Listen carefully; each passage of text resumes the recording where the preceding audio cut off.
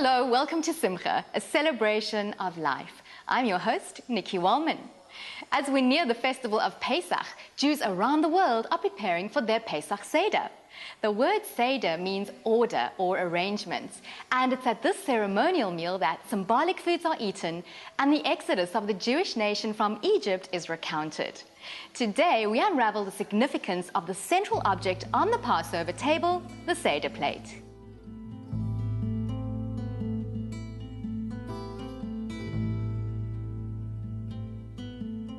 To appreciate the Pesach Seder and the entire experience of these festival, the feast meal that we have, one needs to go to a philosophical question, and that is, what is the nature of freedom? What were these people fighting for? You know, we've got the whole world today, the Middle East in particular, is struggling for liberation, for freedom. And equally important, as important as asking and demanding liberty and human rights, is asking the question as to why, for what reason, what's the raison d'etre, where are you leading with it? So the philosophy of liberation is very important in the quest for freedom.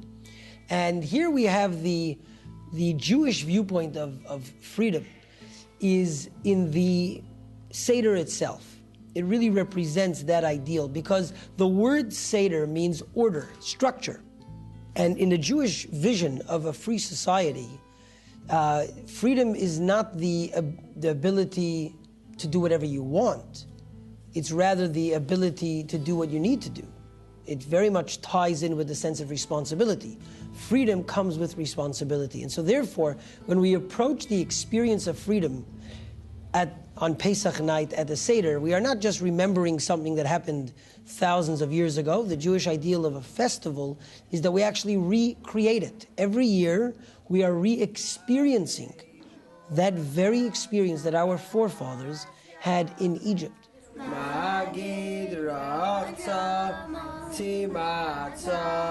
are 15 items in the Seder. We sing at the beginning all the 15 different steps that we will be going through in the Seder. And of course we have the Seder plate, where we have the different objects that we will be using at the Seder on that plate, very correctly arranged in a particular way, and then we are able to then walk our way to freedom. The first step is Kadesh. The first step is sanctity, because really the idea of holiness in Judaism is the ability to remove yourself from the mundane, from the profane, and to transcend, to go up a little bit, to leave your surroundings, and that's what Pesach's all about. So we begin with sanctifying the wine.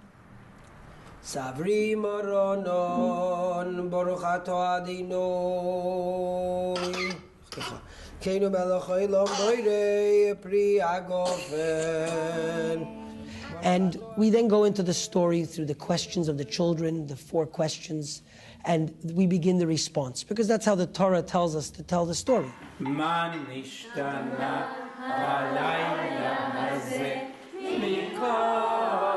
question is, what are we doing here? What makes this night different to other nights? And the answer is the story of the Exodus. And the story begins with slavery. It begins with a depraved moment, a difficult moment. And it builds up to a wonderful climax of the Exodus itself. And that's what we do throughout the Seder.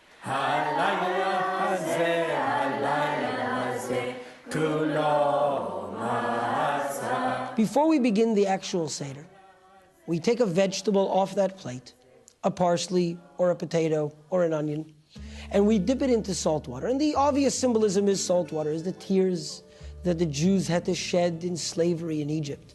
And so a beautiful explanation of this particular custom with which we really begin the Seder. It's the first thing we do after we do the Kiddush and on the wine, is we dip this vegetable in. And a beautiful interpretation is that it's actually there to remind us, before we talk about Exodus, remind us how we got into Egypt in the first place. Why were we in Egypt? We're not indigenous Egyptians.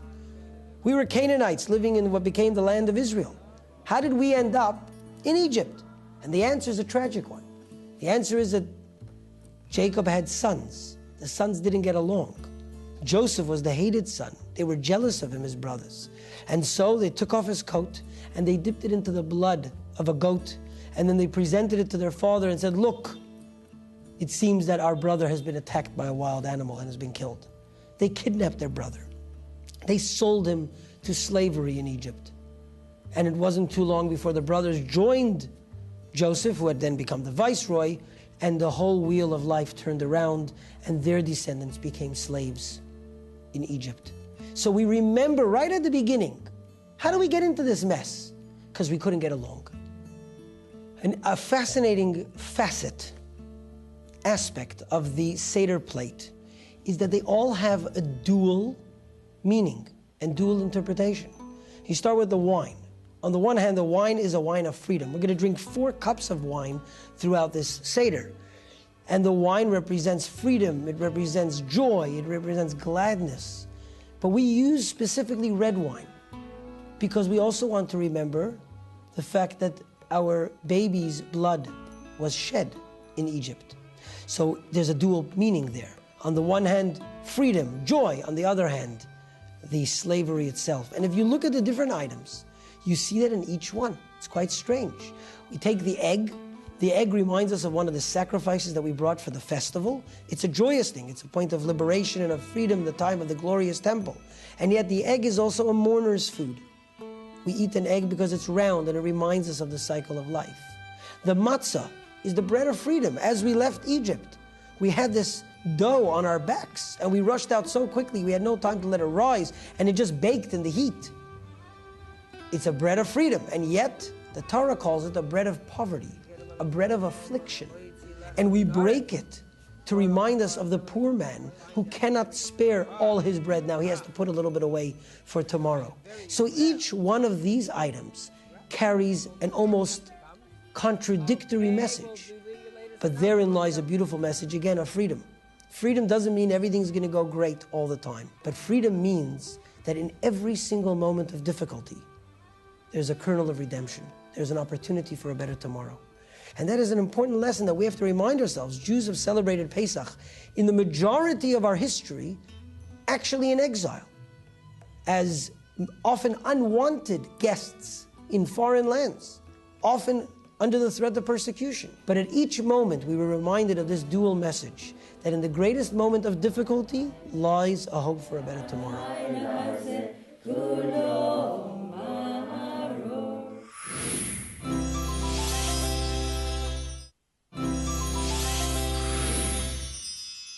Brachot, or blessings, are an important aspect of the Passover Seder, or ceremonial meal. Many of these blessings are an acknowledgement of the pain and suffering the Hebrews had to endure in the land of Egypt for the sake of their freedom, of body, mind, and soul.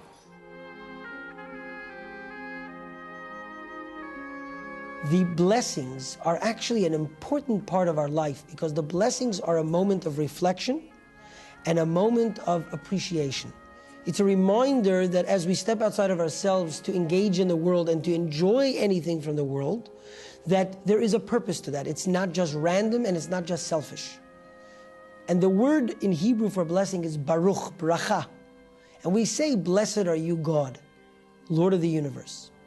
Because the word in Hebrew, bracha, is the idea of drawing something down from a higher space, from a distant space, into closer to us, to remind us that everything comes from Him. And before we perform a mitzvah, a good deed, we will make a blessing on that activity. And so we start off with a blessing on the wine, a blessing sanctifying the actual day itself. Mekadesh Yisrael v'hazmani, we bless God who sanctifies Israel. We make a blessing Shehechiyanu, a classic blessing acknowledging and thanking God for having brought us to this moment. And then the different activities that we do, there's a blessing.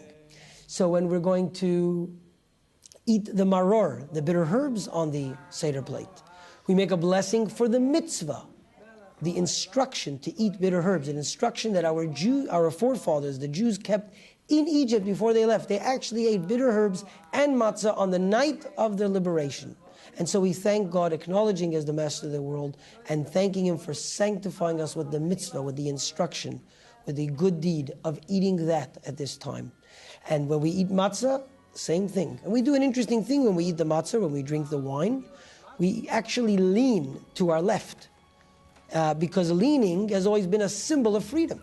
Leaning is in fact a symbol of The wealthy recline, especially in ancient times. It's a symbol of relaxation, of a lack of fear. And that is what we are part of re-experiencing at the Seder. So when we eat any item related to freedom, we lean. The maror, the bitter herbs, we don't lean, because that reminds us of the suffering. We sit straight. And so this year, as you sit at your Seder table, with your family, generations hopefully sitting together, transcend your space, transcend your time, and rise up to the occasion of history. Thousands of years folded right there at that moment, together with family, your personal one, the communal one, and together rise to the challenge of freedom. Rise to the responsibility of a Jew, of your history. Rise to the responsibility as a citizen of your country, and celebrate, enjoy the wonderful relationship that we have with Hashem. Celebrate the freedom that this country affords us, that we have together as a community, and the responsibility that comes with it. And I wish you a Chag Kasher v'Sameach, a wonderful, joyous, and kosher Passover. Chag Sameach.